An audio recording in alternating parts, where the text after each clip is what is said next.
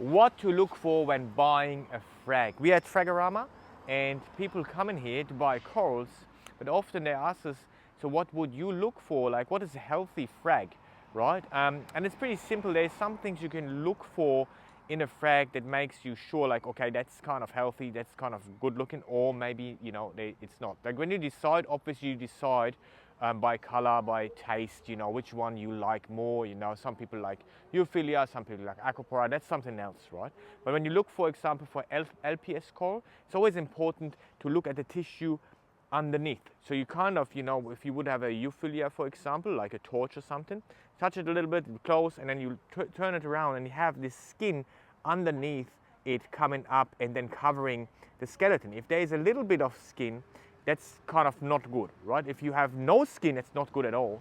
But if you have kind of a little bit like a 1 centimeter or 2 centimeter kind of piece of skin, that's the best way you can do it, and that's a healthy coral, right? That's something to look at. Pale coral, two bleached out ones, not too good to buy, and very, very important because that's frags, so they will cut them.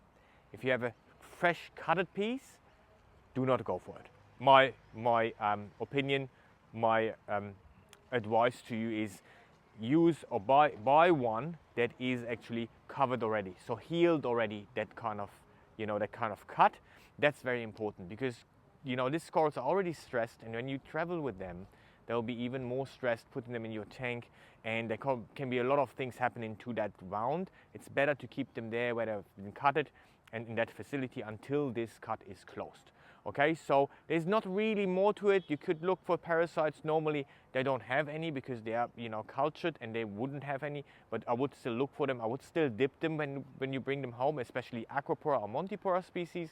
But otherwise, I think you're pretty fine. If you have any question or I left maybe anything out that you would like to know, just write them down here. Give me a thumbs up and I will see you in the next video.